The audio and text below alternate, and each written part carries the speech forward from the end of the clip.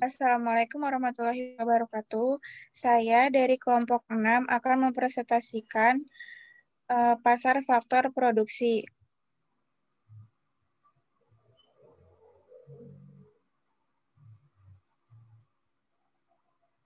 Yang mana ada saya sendiri, Valencia Andrea, dan Ira Dira Susanti. Pengertian pasar faktor produksi.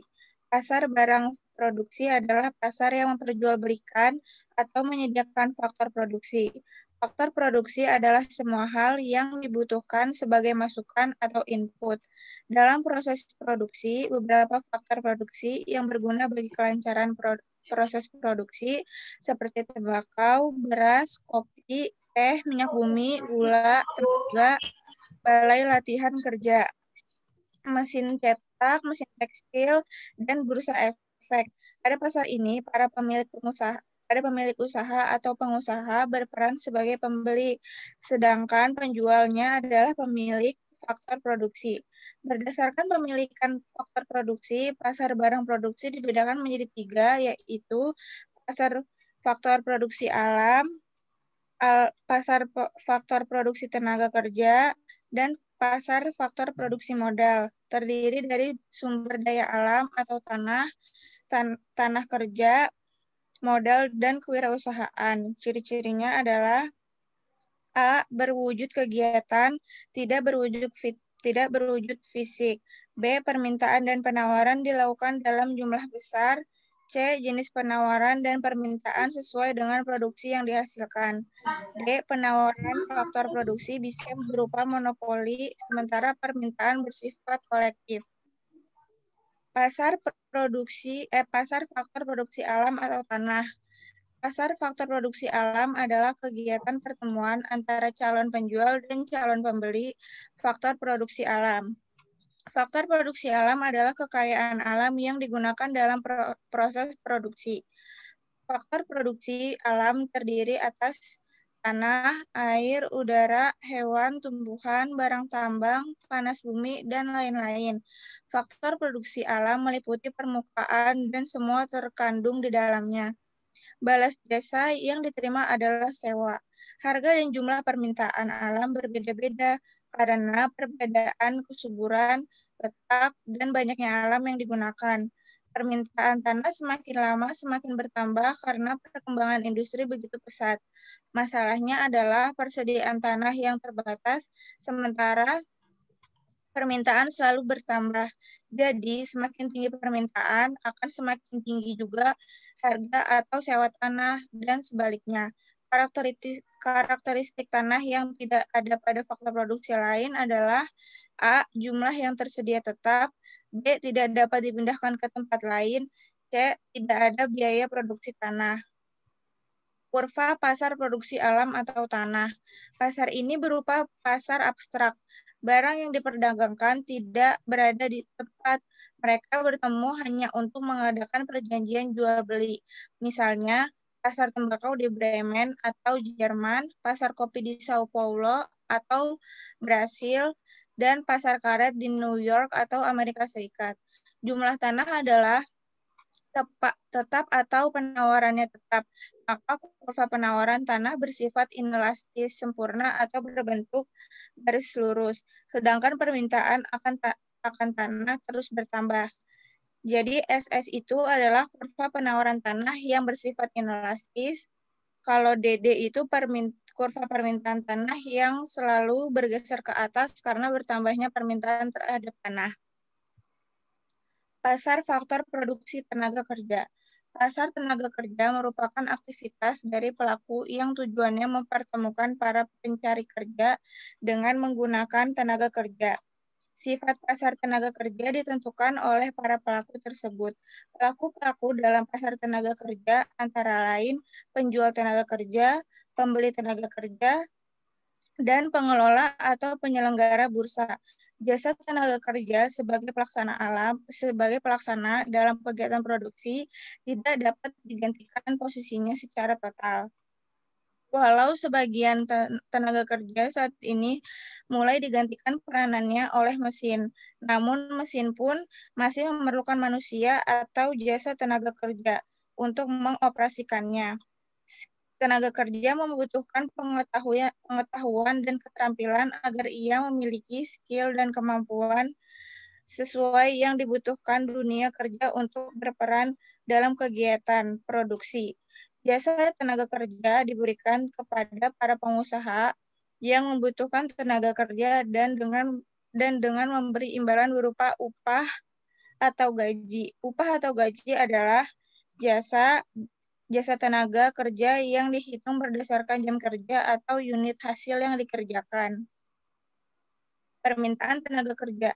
Permintaan tenaga kerja berkaitan dengan jumlah tenaga kerja yang dibutuhkan oleh perusahaan tertentu. Permintaan tenaga kerja tenaga kerja datang dari rumah tangga produksi. Banyak sedikitnya permintaan tenaga kerja dipengaruhi oleh perubahan tingkat upah dan perubahan faktor-faktor lain yang mempengaruhi tenaga kerja, antara lain sebagai berikut, yaitu ada perubahan tingkat upah. Perubahan tingkat upah mempengaruhi tinggi rendahnya biaya produksi perusahaan. Jika tingkat upah mengalami kenaikan, maka biaya produksi juga akan meningkat. Perusahaan akan mengurangi jumlah produksi yang mengakibatkan berkurangnya tenaga kerja yang dibutuhkan. Penurunan jumlah tenaga kerja sebagai akibat dari turunnya skala produksi disebut juga efek skala produksi. Jika tingkat upah naik dan barang modal tetap, maka pengusaha menggunakan mesin sehingga pengguna tenaga kerja akan menurun. Pengurangan tenaga kerja yang dibutuhkan karena adanya penambahan penggunaan mesin disebut efek substitusi tenaga kerja. Penentuan upah dalam pasar persaingan. 1. Pasar persaingan sempurna. Tenaga kerja maupun perusahaan tidak mempunyai persatuan. Pasar monopsoni, di mana satu perusahaan merupakan pembeli tunggal dari jasa tenaga kerja yang ditawarkan. Pasar monopoli, di mana pekerja bersatu dalam persatuan atau syarikat pekerja dalam menawarkan tenaga kerja. Pasar monopoli bilateral, perusahaan adalah pembeli tunggal jasa tenaga kerja dan tenaga kerja secara bersama menawarkan tenaga kerja. Penentuan upah di pasar monopoli dan monopoli bilateral. 1. Penuntut upah yang lebih tinggi dari yang dicapai pada equilibrium permintaan dan penawaran. 2. Membatasi penawaran tenaga kerja. 3. Menjalankan usaha-usaha yang bertujuan menaikkan permintaan tenaga kerja. Faktor yang menimbulkan perbedaan upah. 1.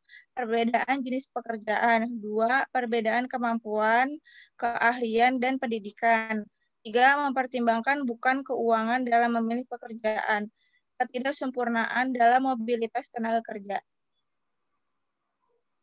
Kurva permintaan tenaga kerja. Jadi, kurva permintaan tenaga kerja itu VMPL atau sama dengan Y itu adalah untuk memaksimalkan profit. Jadi VMPL itu yang warna merah, yang garisnya warna merah itu value of marginal product, adalah titik perusahaan akan menyewa tanah untuk memaksimalkan profit. Jadi titik X itu adalah memaksimalkan profit, QR itu adalah biaya sewa, QR itu kuantitas unit tanah. Terus kalau biaya sewa itu adalah RR.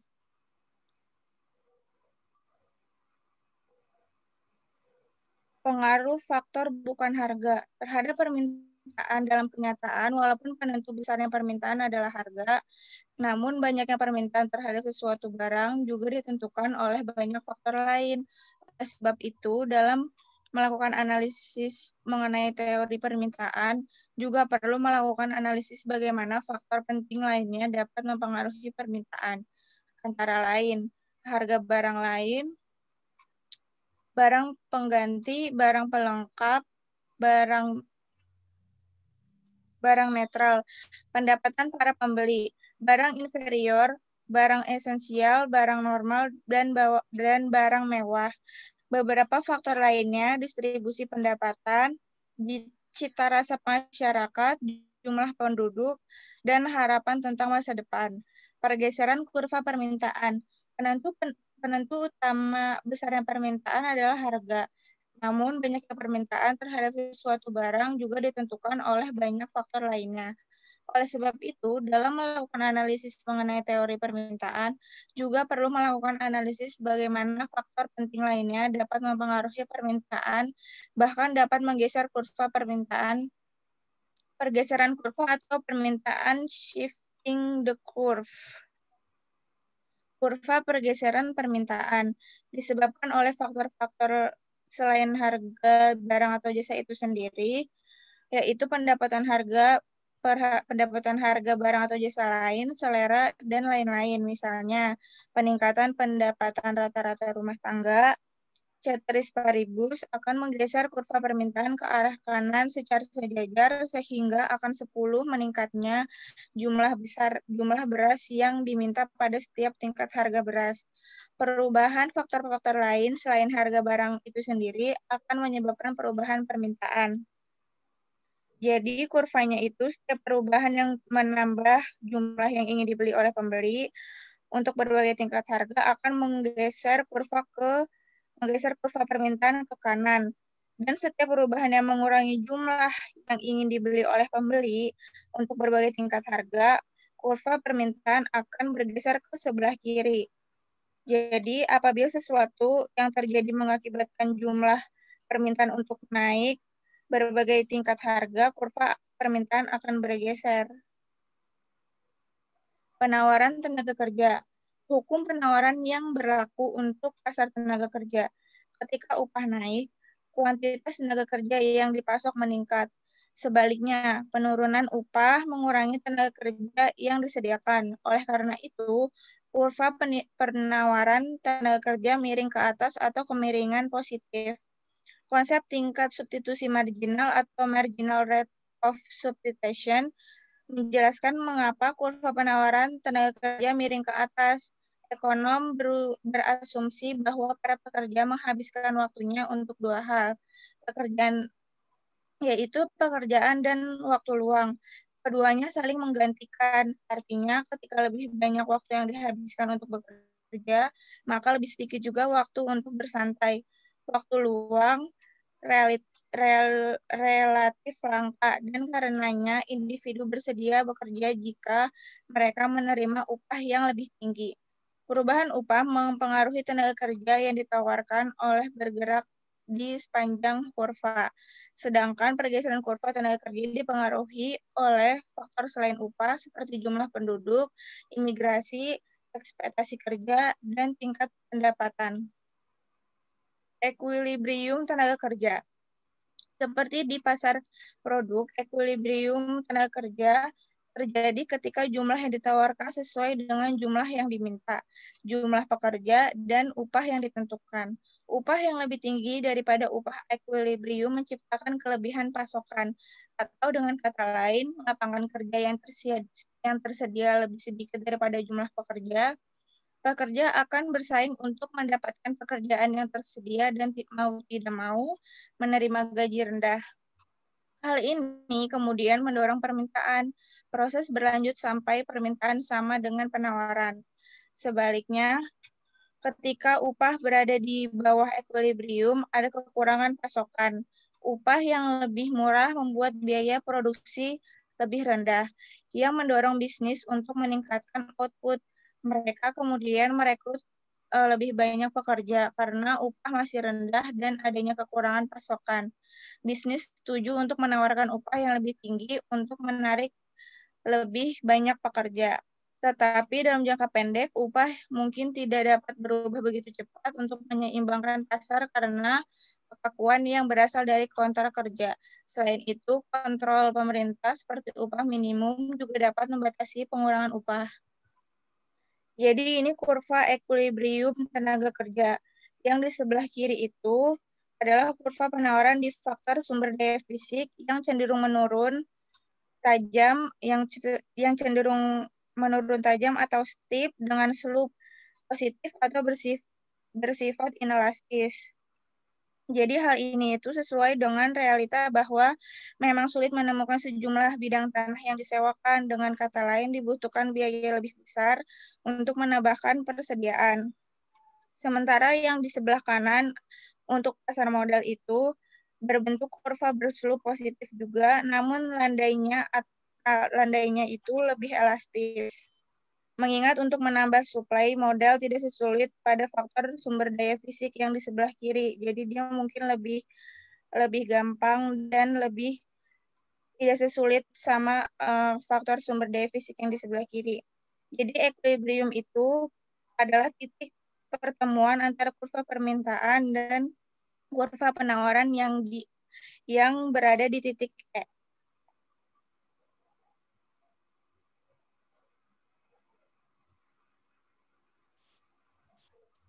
Perubahan permintaan pasar terhadap hasil-hasil produksi. Jika permintaan produksi meningkat, produsen akan menambahkan produksinya. Penambahan jumlah produksi juga akan menambah jumlah tenaga kerja. Sebaliknya, penurunan kegiatan produksi akan mengakibatkan pada turunnya jumlah permintaan tenaga kerja. Dalam ilmu ekonomi, kenaikan harga dan kelangkaan disebabkan oleh penawaran atau supply dan permintaan atau demand yang tidak seimbang. Dalam teori penawaran dan permintaan menggambarkan hubungan-hubungan di pasar antara calon pembeli dan penjual dari suatu barang atau jasa. Ketidakseimbangan yang terjadi menyebabkan kenaikan harga dan kelangkaan seperti yang terjadi di atas.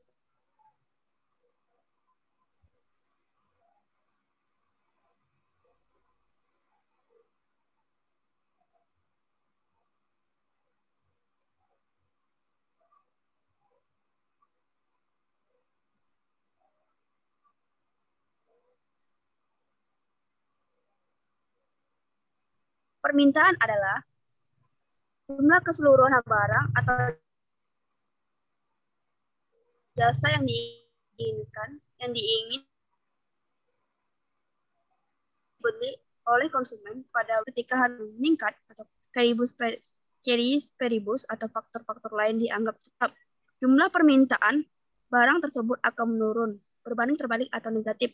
Permintaan yang terjadi di pasar ini dipengaruhi oleh beberapa faktor, antara lain, satu, harga barang itu sendiri. Apabila harga suatu barang semakin murah, kecenderungan permintaan terhadap barang itu akan bertambah. Dan hal ini berlaku juga sebaliknya. Dua, harga barang lain yang terkait. Apabila harga barang substitusinya turun, maka permintaan akan barang tersebut akan berkurang. Namun apabila harga barang substitusinya naik, maka permintaan barang tersebut akan meningkat atau hubungannya positif atau berbanding lurus. Apabila harga barang komplementernya turun, maka permintaan akan barang tersebut akan menurun pula. Sebaliknya, jika harga barang komplementernya naik, maka permintaan akan barang tersebut akan meningkat pula atau hubungannya negatif atau berbanding terbalik. Ya, tingkat pendapatan. Tingkat pendapatan konsumen akan menunjukkan daya beli konsumen. Semakin tinggi tingkat pendapatan, maka semakin tinggi permintaan terhadap suatu barang tersebut. Contohnya, di suatu pasar malam terdapat bazar baju murah. Caca memutuskan hanya membeli satu baju murah seharga 80.000. Karena Caca hanya memiliki penghasilan 15.000 per bulan. Berbeda dengan Ahmed yang berpenghasilan 1 juta per bulan. Ia membeli 2 baju di pasar tersebut. Selera masyarakat. Selera atau kebiasaan juga akan mempengaruhi permintaan suatu barang. Jika selera masyarakat terhadap suatu barang meningkat, permintaan terhadap barang itu pun akan meningkat. Contoh, celana panjang sedang menjadi tren sekarang. Akibatnya, jumlah permintaan modern celana panjang cenderung meningkat. 5. Jumlah penduduk. Semakin besar jumlah penduduk suatu daerah atau negara, semakin tinggi permintaan suatu barang untuk harga tertentu. 6. Predikat konsumen tentang kondisi pada masa mendatang. Bila kita memperkirakan bahwa harga suatu barang akan naik, adalah lebih baik membeli barang itu sekarang, sehingga mendorong orang untuk membeli barang lebih banyak saat ini juga menghemat belanja di masa mendatang.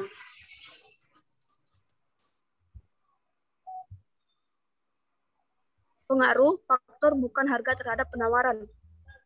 Pengaruh faktor bukan harga terhadap penawaran, banyaknya penawaran terhadap sesuatu barang, walaupun secara dominan ditentukan oleh harganya sendiri. Namun jika ditentukan oleh banyak faktor lain. Oleh sebab dalam teori penawaran, perlu juga melakukan analisis bagaimana faktor penting lainnya dapat mempengaruhi penawaran, antara lain, 1. Harga barang lain. Apabila terjadi kenaikan harga pada barang lain, konsumen akan membeli barang yang mempunyai fungsi yang sama dengan harga yang terjangkau. 2. Kenaikan permintaan ini akan mendorong produsen untuk menaikkan produksi dan penawarannya. 3. Biaya untuk memperoleh faktor produksi. Kenaikan pengeluaran faktor produksi atau biaya produksi akan mengakibatkan pengeluaran keuntungan suatu perusahaan, sehingga mereka akan melakukan efisiensi atau pindah ke usaha lain. Tindakan ini dapat mengurangi penawaran dalam suatu kegiatan ekonomi tertentu. Tujuan-tujuan perusahaan. Tujuan-tujuan yang berbeda dari setiap perusahaan untuk memaksimumkan keuntungan, menimbulkan efek yang berbeda terhadap tingkat produksi.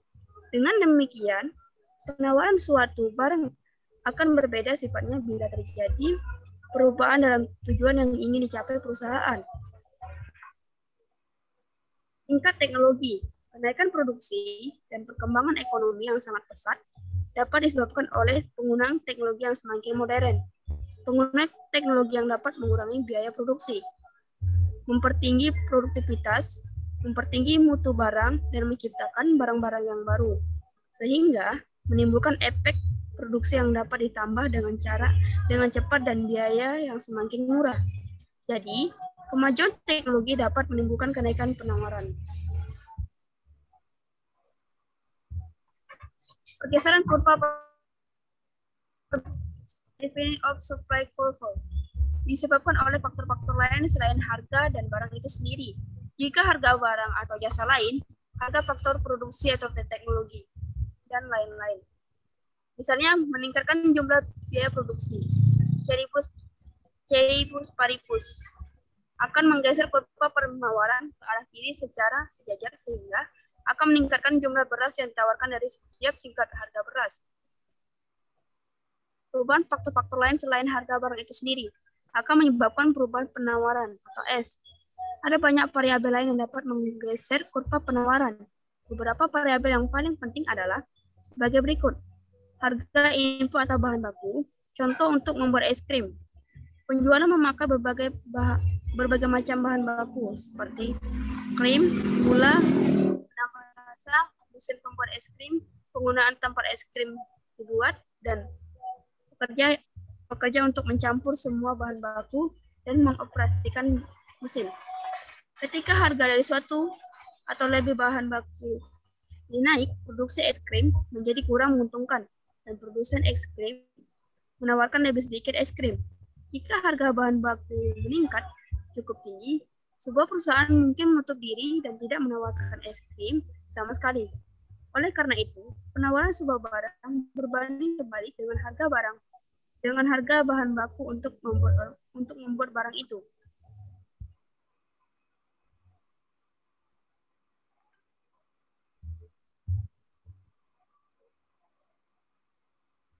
Teknologi. Contoh teknologi yang mengubah bahan baku menjadi es krim merupakan hal lain yang juga menentukan penawaran. Penentuan mesin pembuat es krim, misalnya mengurangi tenaga kerja yang diperlukan untuk membuat es krim. Dengan mengurangi biaya produksi es krim, teknologi yang semakin berkembang menambah penawaran es krim. Ya, perkiraan. Contoh jumlah penawaran es krim di suatu perusahaan saat ini mungkin bergantung pada perkiraan di masa depan.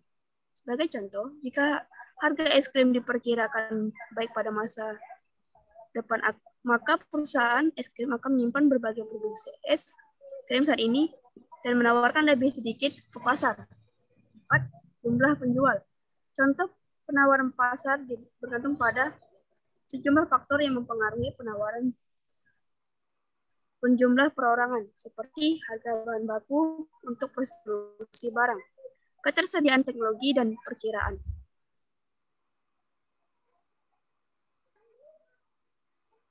Berupa keseimbangan pasar tenaga kerja. Keseimbangan pasar tenaga kerja. Keseimbangan pasar tenaga kerja merupakan suatu posisi tertentu yang berbentuk oleh adanya interaksi permintaan dan penawaran tenaga kerja. Tornado 2000 mengatakan bahwa dalam fase persegi sempurna, perfect community, di mana tidak ada satupun produsen dan konsumen yang mempunyai pengaruh atau kekuatan yang cukup besar untuk mendikte harga-harga input maupun output. Tingkat penyerapan tenaga kerja atau level of employment dan harganya tingkat upah ditentukan secara bersamaan di segenap harga-harga output dan faktor-faktor produksi selain tenaga kerja. Jadi di titik upah keseimbangan itu adalah W dan jumlah jam kerja itu sebanyak E. Setelah tingkat upah keseimbangan tercapai, setiap perusahaan di dalam industri berusaha mempekerjakan orang sebagai pada titik di mana nilai marginal produk tenaga kerja atau value of marginal product of labor sama dengan upah di pasar yang kompetitif, yaitu di titik E. Pasar faktor produksi modal. Pasar faktor produksi modal adalah pasar yang mempertemukan antara penjual dan pembeli atas modal yang berjangka waktu panjang atau tempat jual beli dana dan investasi jangka panjang. Pasar modal adalah permintaan modal datang dari pengusaha dan penawaran datang dari pemilik modal. Modal adalah bunga. Modal yang diperdagangkan di pasar modal berbentuk surat berharga. Surat berharga dapat berupa saham dan obligasi. Contoh pasar faktor produksi modal yaitu Bursa Efek Indonesia bergabung antara BEJ dengan BES atau BES. Berupa pasar faktor produksi modal. Tinggi rendahnya tingkat bunga modal dipengaruhi oleh faktor-faktor berikut. A. Permintaan dan penawaran modal dalam masyarakat. B. Kemungkinan risiko hilangnya modal yang dipinjam. C. Kondisi perekonomian. D. Campur tangan pemerintah dalam menetapkan tingkat harga bunga. Jadi, pergeseran kurva modal itu jika permintaan dan penawaran akan barang modal mengalami peningkatan, maka kurva permintaan D dan kurva penawaran S akan bergeser juga ke kanan. Begitupun sebaliknya.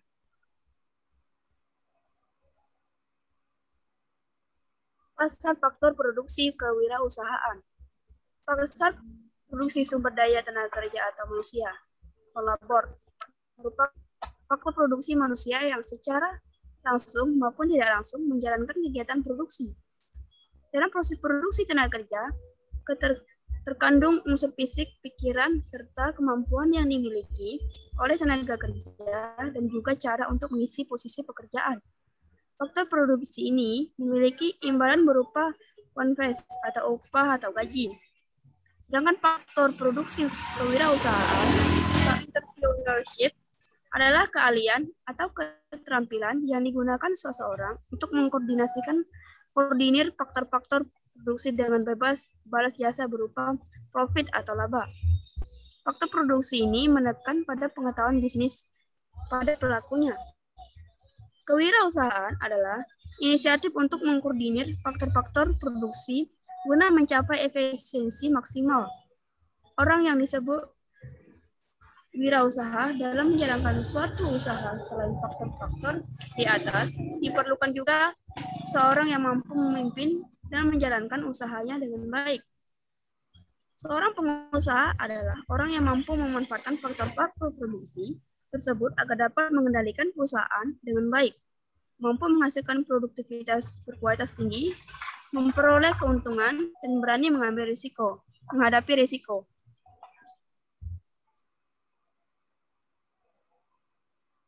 Terima kasih teman-teman sudah memperhatikan. Sekian dan terima kasih bagi teman-teman semua. Lebih dan kurangnya kami minta maaf. Bagi teman-teman yang mau bertanya atau diskusi, waktu dapat kami persilahkan.